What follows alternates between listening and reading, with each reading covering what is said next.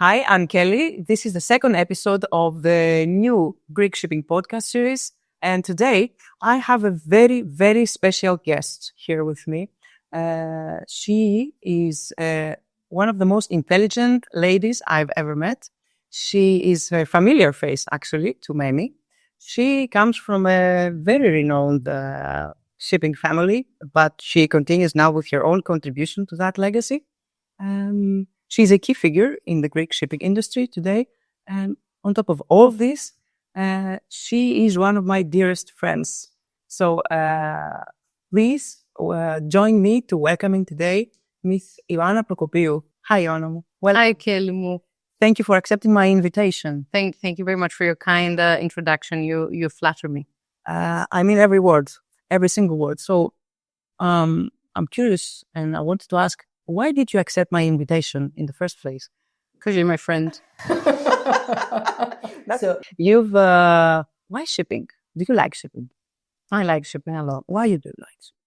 Because it's a very interesting sector to be in. It's a sector that encompasses many different principles and many different skills, and like you have financing, IT, HR. You need to have social skills. You need to have managerial skills. You need to have a lot of different skills. Mm-hmm. And I think it's very important to be, for me at least, to be in an industry where you can use different facets of your own personality and to use different skill sets, and also to evolve and improve the ones you have. And also shipping is a very interesting sector because no 2 days are the same. There's always something different happening. The markets go up, the markets go down. Mm-hmm. You have the unforeseen conditions worldwide that affect the geopolitical conditions that affect our industry, which is very interesting. Mm-hmm. And you have the sea, which is something that I really love. I bet you love the sea. Yep. So that's one of the many reasons why I like shipping. Now, had I not been born in a family that's into shipping, would I go into shipping? I don't know is the answer.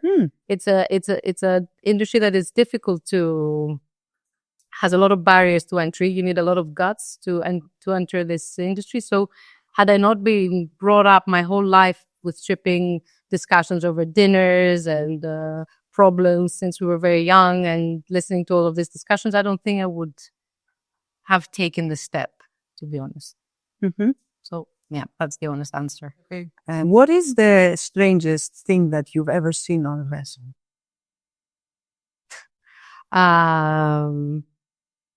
Strangest thing that I witnessed on board a vessel? Yes.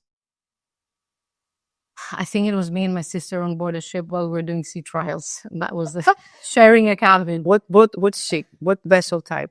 It was a Suezmax, and it was a Japanese built, and we went for sea trials. And it was very demanding because sea trials happen 24 hours around the clock. You never stop. They test different. For how long? 4 or 5 days. Mm-hmm. And it's nonstop. And you don't sleep. Where? Exactly. Outside the shipyard, you go up and down. You test the speed. You test. Where was the shipyard? In Japan, it was Universal, I think. Mm-hmm. So and you stayed on board for 5 consecutive days. Yeah, but we were out at sea as well. It wasn't just on board. We were traveling.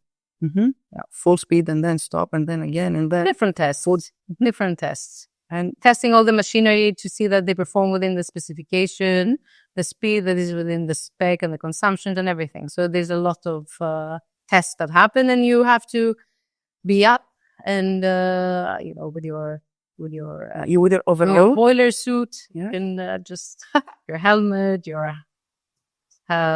your protection, etc., and just participate. Did you like that?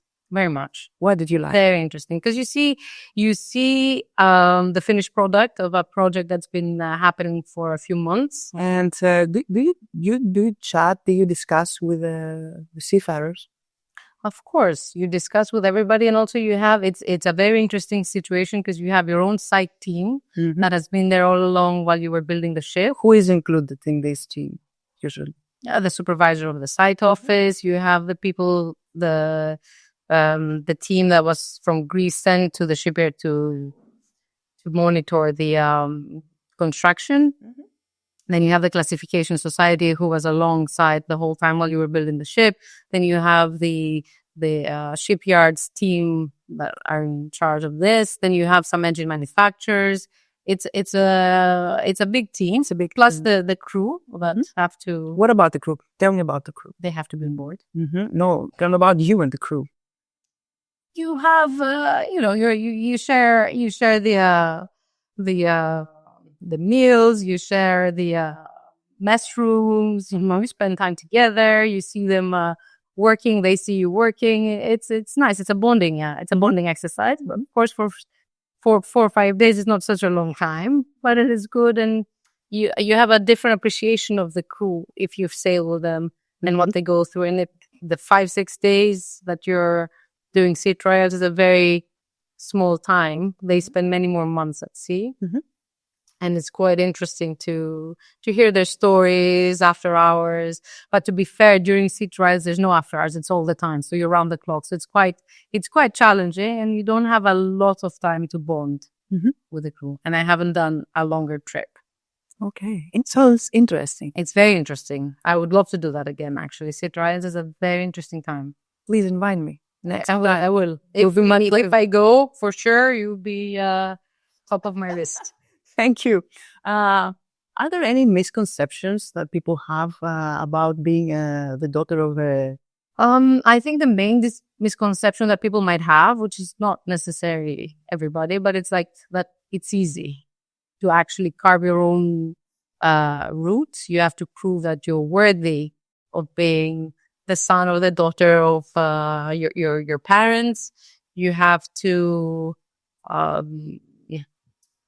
try and prove that you're not in a position just because you were born into that position. And also that you're not, there's always a comparison as well. Oh, your father would have done that. Oh, I think your father would have said that. And I always like to double check with people that have known our family for a long time. Like, what do you think my father would do? The more you talk, the more questions I can think of. Now, first of all, would you prefer would you rather be a son instead of being a doctor?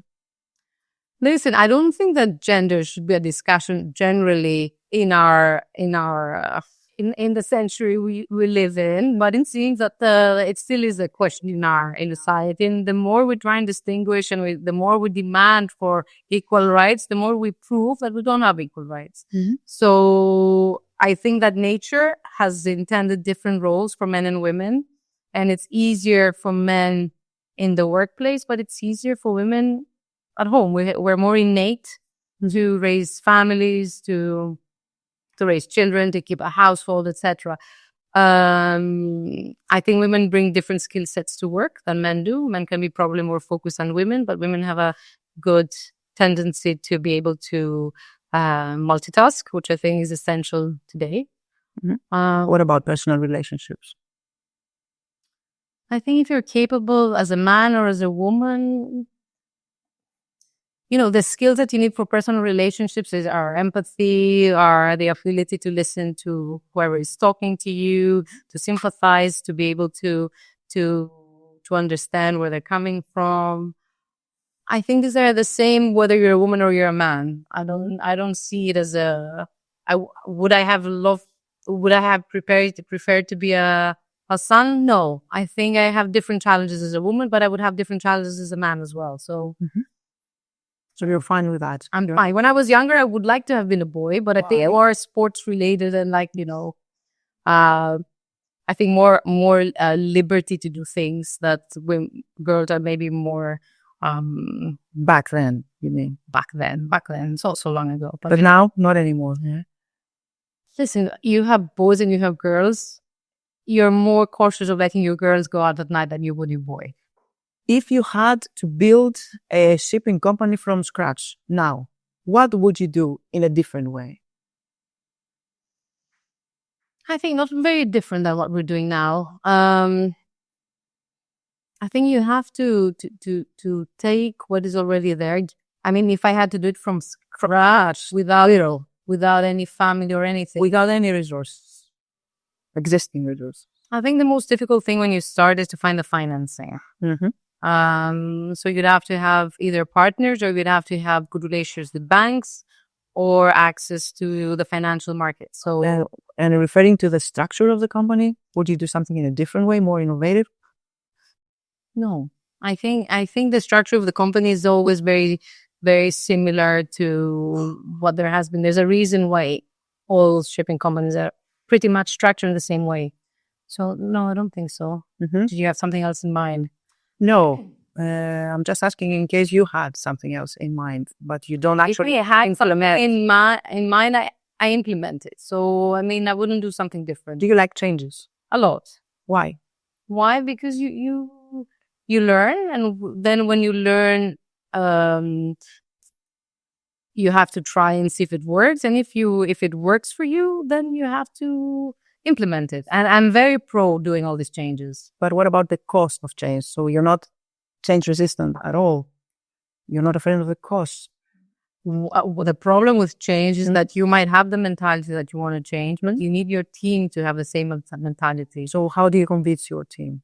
That's hard. It's not, if you just leave it to them, it will never happen. So it has to come from the top, and you need to listen. It's not always a democracy.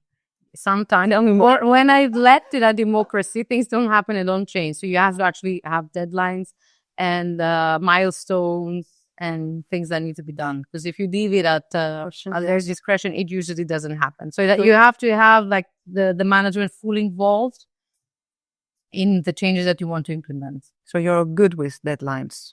You're comfortable. I'm comfortable with deadlines, and it's hard to. Sometimes it's hard to meet the deadlines, especially when it's not only your when it's influenced by other people as well. It's you depend on the team to be able to make this effort to meet the deadlines. Like we have a lot of changes going on always. I like change generally. You're not afraid of that. At work, I like change. At work, yes. Your personal life, I don't like change at personal level so much. So much. How would you characterize yourself as a manager and as a leader? I like to consensus-driven approach generally, and when there are problems, always there are problems.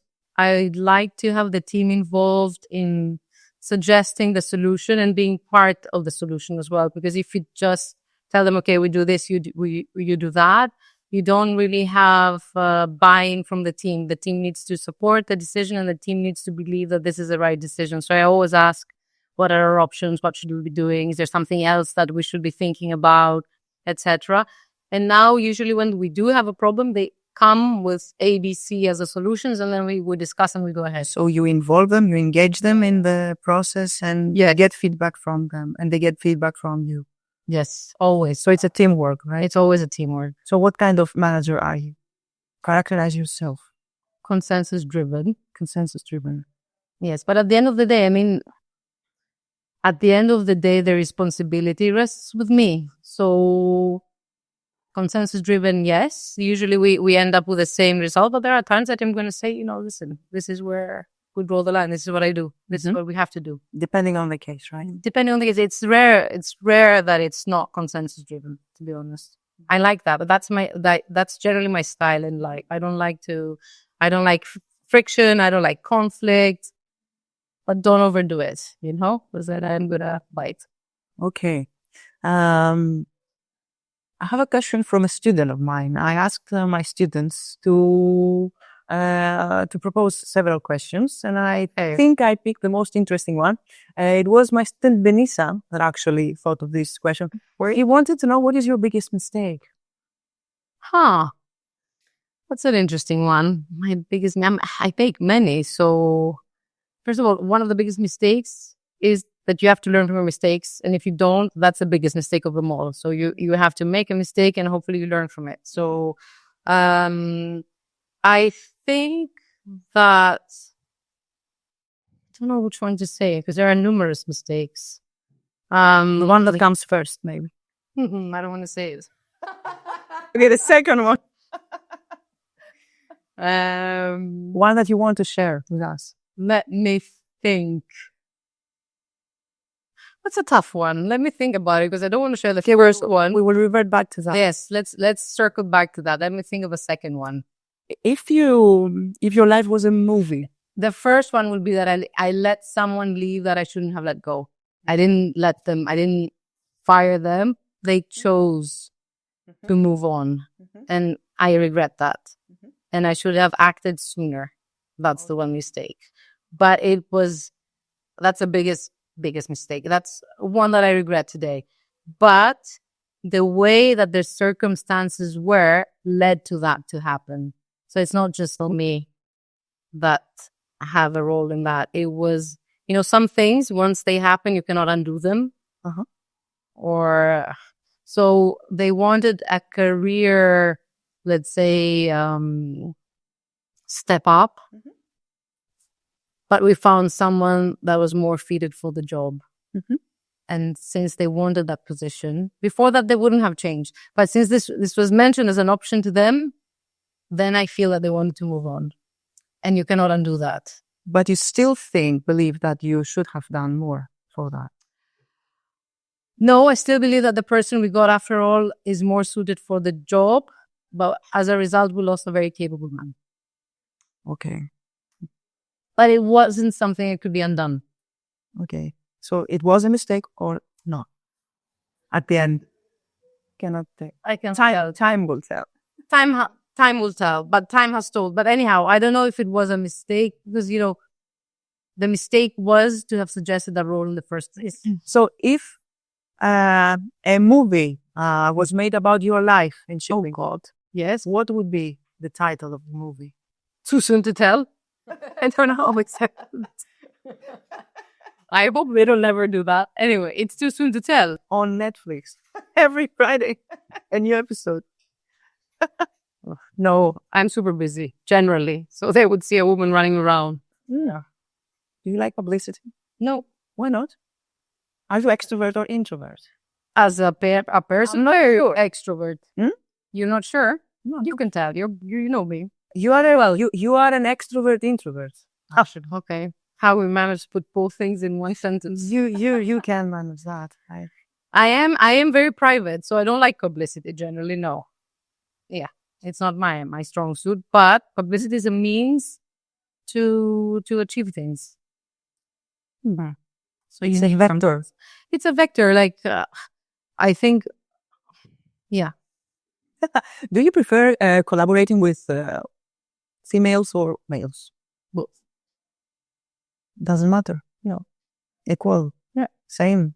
100%. 100%. So you can connect with males and females equally. In the same way. That's good. In a very nice way. Do you prefer Greeks or foreigners? Either. So I know that you've also been involved in several maritime organizations. Tell me a bit about that. Do you like being involved? Yes, being involved. Listen, I like this involvement in the sense that it is I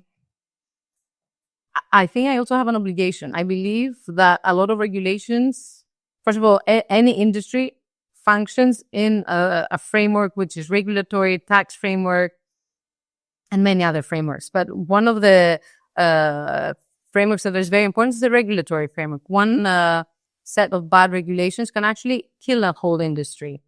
So I am involved in several organizations, some of which are the subject of which are regulations in shipping and the environment and how we can not influence is the wrong word. I think how you can draft better regulations that are efficient, etc. And I think that those that have knowledge or are interested or have some sort of practical input should be involved. So this is one of the main reasons why I have been involved in different regulatory bodies. I'm in BIMCO. I'm the vice president of BIMCO. I'm the vice chairwoman of the North Standard, which is a P&I association. It was North before, and then they merged with Standard and they became North Standard. And it's the second largest P&I association.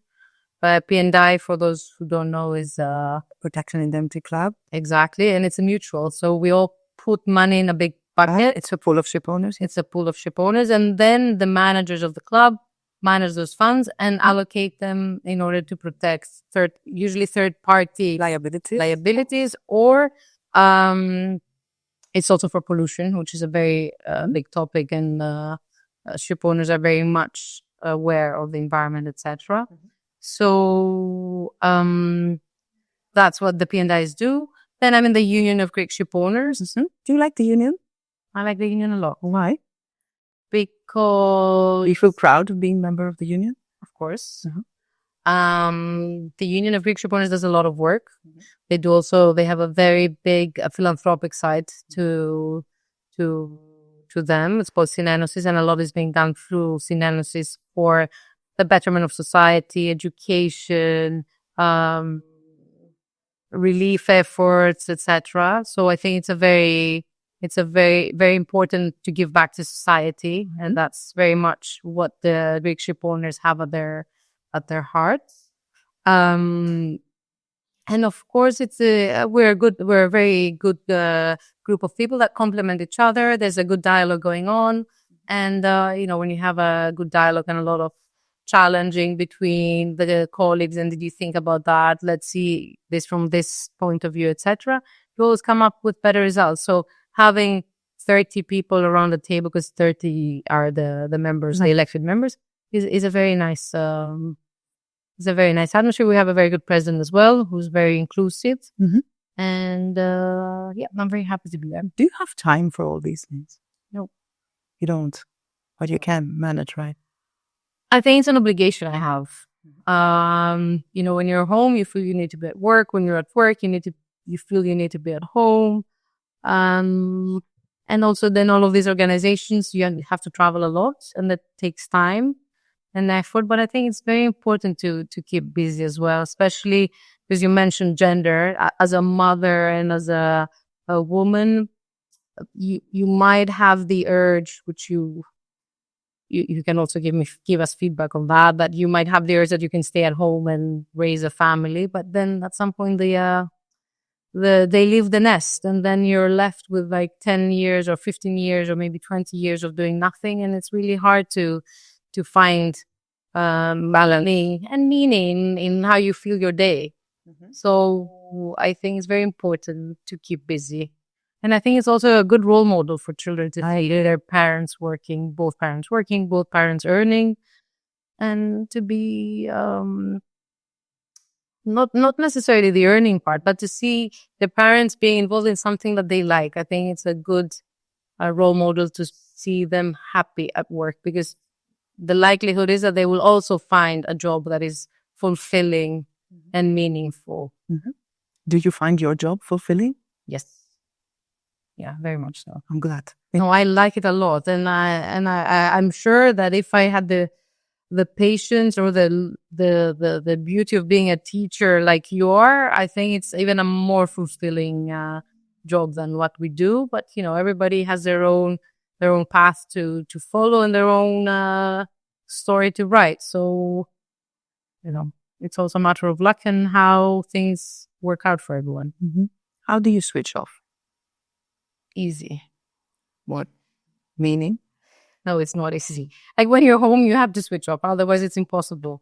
But the problem is you switch off temporarily, and then things come back at night. So I think that when everyone's asleep and it's quiet, you start thinking, and then this is the noise that I think everybody, with my friends that I talk, they all have a problem switching off. So you don't switch off easily? I try. It's easy when I'm distracted. When I'm not distracted with other things, so I switch off from one to get switched on to something else. So I think when everything is quiet, it's hard to switch off. So long story is that it's hard to switch off. And I know that you travel a lot throughout the year. Yeah. For work, mainly? Mainly for work, yeah. Do you like traveling? Very much. Why? Because it's nice to visit other places, and it's nice to see different cultures and different approaches to things. Of course, now with so much traveling around the globe, you find less and less individuality in the countries that you go in. They're more similar. What is your favorite destination for work, and what is your favorite destination for leisure? The second one is easy. Leisure is as far away as possible and to places that have not been no civilization at all, not been touched by Western civilization. So if time and was of no essence, I would go very far. I've been very far, and it's Near the sea or mountain? both. Okay. I like both very much. Now, in terms of work, I go to Copenhagen a lot, which I love. I go to London a lot, which I love as well. The Far East is very interesting. In what sense? Interesting. It's nice to go there in the sense there's different work ethic, there's different cultural values. It's interesting to go to the Far East. I think they have a different mentality to ours, and it's, I always am surprised and interested to see how they work, what they value, how they approach things. I like that. I like to find people that are different to us. Yeah. What does the shipping industry look like after 50, 100 years? Listen, to me, the shipping industry is always going to be around because it's the most effective and efficient and economical way to transport goods around the world. So you will always have the shipping industry in one form or another around. And I think it's not going to be particularly different to this. We might have more automation on board the ships. We might have different fuels. And means of propulsion. But I think you can't beat the size, scale, and shortcuts that you can get via the sea rather than on land or planes. So I hope it's going to be around for a long time. You have easier access, you mean, to places? Easier access if it's a coastal town. But imagine having to go to from China to Europe via land. It's impossible. So it's the fastest and more efficient in the environmental sense as well, by far. I wanted to ask about your personal career path in shipping. How did you start? Listen, my first degree was electrical engineering, and it was by choice. Then, what do you like about electrical engineering? I didn't like it that much. So I started electrical engineering because I had done a course in a summer school in Brown, which was very interesting. We had a very charismatic professor. So I was like, okay, this is very interesting. But then when I started studying electrical engineering, it was all about math and further math and more math and a lot of programming as well, which we hadn't. The difference between us in Greece and the schools in England, because I went to England to study, was that they had done programming at high school. We had no clue. So there was a big jump to go from no programming to like an advanced level of programming. And the other thing with electrical engineering that is difficult is that technology changes so fast. So the things you learn the principles. But by the time you graduate, things have moved. And you're already becomes obsolete knowledge. It's already obsolete. I mean, you learn the thought process, you learn how to approach things in a practical manner. And, there's a nice way of thinking if you're an engineer. But I think I would have been better at mechanical engineering. I wouldn't have gone and done something completely different. Would have been in the engineering field. So I think mechanical engineering would have been, or maybe nautical engineering would have been more useful for me for my day-to-day work. And then what did you do? Then I did a course in shipping, the Ramenos course, the famous Ramenos course, which was shipping, trade, and finance. Very interesting. What makes a shipping course interesting? It was very practical, and I think you need knowledge that you can apply in your day-to-day job. It had all the modules that you use in shipping industry, in the company. It was a very, very nice course. The professors were very good. You had guest speakers as well, which were from the industry, case studies. It was a very good base to start. Yeah. Okay. And then after your studies? After my studies, I worked for a little bit, and at some point in a family company, you mean? Or a family company for a little while. And then I decided that I wanted to be more involved in the I was working very closely with my father, which is something that I would have liked to have done longer. But I wanted to be able to see, we were doing sale and purchase and projects, and I wanted to be able to see a larger scale or a larger, let's say, prism of what we do. And you can only do this if you have your own company, in the sense that, you make your own decisions, you do it in, you see the outcome of your decisions, whether they're good or they're bad. You're the one that's responsible for them. You can't blame anybody else. And, when you are in a small company, you have to, every person does more than one thing. When we started, we were 4 or 5 people. So everybody was doing a combination of roles. When you have a big company, you do everything, you do a very specific thing. More focus. And we set it up from scratch. We reassessed all our procedures that we had as the old re-engineering of the company, right? Re-engineering, let's say streamlining, and to things that, everybody has their own management style. So we took the base of what was already done. When you search, you always improve. When you want to make things more efficient, you'll always find ways. So we started from a base we took what was already there, and we, in my view, made it more appropriate for a small company, and also for more geared to what I like and how I would like to do things and run things. So this was a good thing. And then, because you're asking more about the university things, career path, involved in these things. And then I did at some point in 2016, after having worked for a few years on my own as well, I thought that it's nice. It's a luxury to be able to learn again. So I wanted to do a course, and I did a course in Harvard. They call it, yes, I remember that. You remember that? Yes. Were we friends then? Yes. Okay, we're friends then.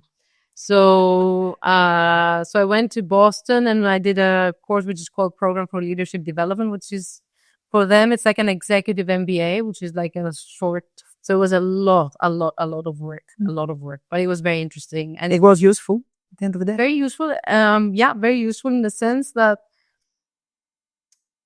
for me, okay, everybody learns different things. But for me, it was also a reassurance that what I'm doing and what I'm thinking is right. Because when you do things on your own and you don't have someone to bounce ideas off, you need a sounding board that tells you, okay, you're doing things correctly. The way you think things is the right way. So it gave me a lot of confidence more than anything else. Do you think that your employees like you? You should ask them. I think I'm fairly likable. You should. I'm not joking. I think. How do you feel, though? I feel I'm liked in the office, but probably not by everyone, In order for someone to like you, especially if you have a relationship with an employee and a manager relationship, is for them to feel that there's a feeling of fairness, and a feeling that you value them, and a feeling that you respect them, and that you can empathize with them, which is something that I try very much. I want people to be happy at work, because we spend so much time at work. So if you're unhappy at work, it's something that you need to look into, and also the manager needs to look into. I like to get feedback from my team. We have sessions where we get a chance to, speak about how the year's been, challenges they've had, what they would like to improve. I think we try to be fairly correct with everyone, because this is what I expect from people as well. You don't want people to be told what they do when they come here and they're not happy. So you think it's important? The environment is, what everybody tells me is that we have a very nice working environment. So I think that is a reflection of how they feel about their manager as well. I don't know. You should ask them at some point. I think they're fairly happy, though. I've already asked some of them. No way. Did you really? Yes. I'm quick. I did. We had to do some feedback for her when we went to Harvard. So it was it was anonymous, and I had actually good feedback. Okay. From people whom we work with, and good for you. How did you feel? I was very happy, to be honest. You never know where you stand. You felt flattered. flattered. No, I felt privileged that actually I've managed to have a team that likes to work with me. It's a privilege to have a team that they like to work with you. It is. Yes, and it's more efficient as well. They follow you willingly, you mean, right? I hope so. And our last question, if you were in my student's position, just starting out now, Okay. on which shipping sector would you focus first? You have to tell me a bit more, because your students do what courses? It's more of a managerial course, Yes, right? shipping management. But when I ask them, first of all, I always ask my first year students, I've said that before, why are you in my class? Why shipping? And why did you choose this sector? And second, because it's interesting for the money, for profits, side sounds exciting. They have no idea, actually. The vast majority. Yeah, I was going to say, no idea. They have no idea. And the vast majority of them need and want to become shipping brokers. Yeah, shipping brokers is people's skill. It's a stereotype kind of thing, but you have no idea about this vast, industry, the various sectors that I think probably the brokering side of things is it's known to be the most profitable one. Mm-hmm.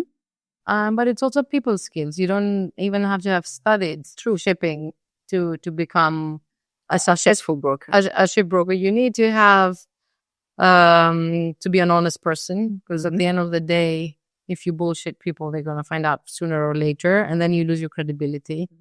But you need also things that they don't teach you at school. So for me, I can tell you what side of the industry we're lacking. We're lacking capable people that have shipgoing experience, which is something that is quite, it's not a very popular thing nowadays. Why not? I think because people have become more used to staying at home, not living their families. The level of living has changed, and people don't feel compelled to go to sea because even the money ashore is good enough. We don't have huge unemployment, so the majority can get job. So I don't know. I mean, for us, we lack people with practical seagoing experience, and we lack people that are engineers as well. So it's definitely not your main body of students that you have. True. But there's, as we said when we started this discussion, is that shipping, you have so many different principles that you need. You need HR, you need IT people, you need finance people, accounting, environmental, quality, safety. There you go. Tons, legal, of course, all of that. So, I mean, I think on board ships, I think the fact that you're taking them on board ships is very good, because a lot of you refer to my field trips with my students. I referred to your field trips with your students, which is great. It's important. It's very important. We had people in chartering, as you said, brokers that have never been on board a ship, which I think is disgraceful. So it's a big gift that you're taking them to see ships. And I would love to be one of your students, generally. You can come. You are most... I will come at some point. I'll take you up on that. Please do. And what about personality traits? What personality traits are essential for a successful career in the shipping industry? What kind of people do you wish, you want to prefer to employ? Listen, personality is a thing that is a given. You don't change it. It's not like a skill set that you acquire. So I think the main screening that we do is this person someone that we can work with, or is this person someone that his personality can complement what we already have? So personality is much more important than degrees and skills, because, if the other person, I'll tell you some personality traits that we'd like. I like to see someone that's adaptable. I like to see someone that's consistent.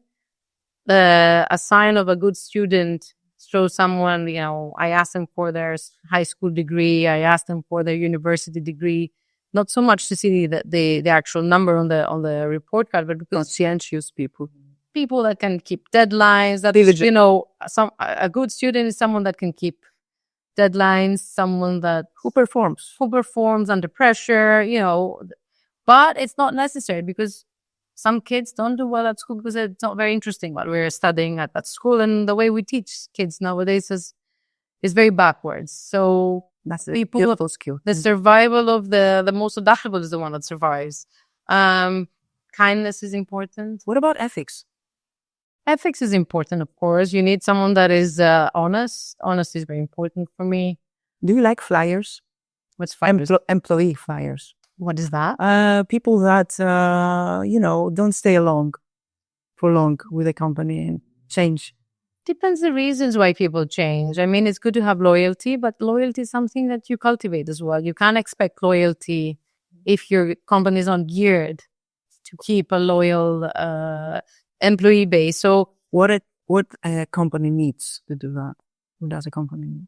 I think it goes back to what we discussed before, which is basically you need people to feel that they're valued and that they're treated fairly and that their opinion matters and that they matter. You want to be seen, not just included, but you want to feel that, the management knows that you're going through a tough period now. The management knows that your daughter's in the hospital. Support them. To support them, then that there is some sort of that you matter. I think that's what's important. And I think that if we always perform exit interviews for people that decide to leave the company, and I always, I'm very upset when people leave because in many cases, because it's a sign that something didn't work out.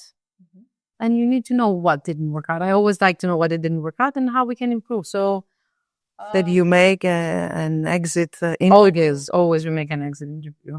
Because usually then it's when they're most honest as well. What's the most strange thing that you've ever heard in such an interview? I think personality clashes is the thing that I hadn't noticed before. You do notice, but if you get, somebody mentions one thing, okay, you put it down. Then if they mention the same thing, okay, it starts to become a problem. If they mention the third time, you really need to do something about it. So I think the reason,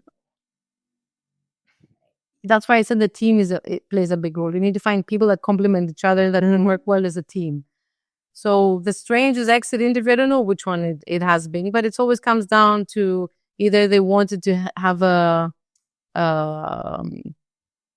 career enhancement and the position was taken by somebody else that was unlikely to move on. So that's one of the main reasons people leave. I generally get upset if it's a matter of raise because we usually try and be very fair. So if we've overlooked someone, we try to always, fix this. But if we believe we've been fair, then, and people are allowed to, people are allowed to move on, and also sometimes people you do need change. You don't imprison them. No, we would not do that. It's illegal, Kelly. And the joking, I need to. And people nowadays prefer to change companies. You gain experience by changing companies as well. And you gain experience by changing employees as well, right?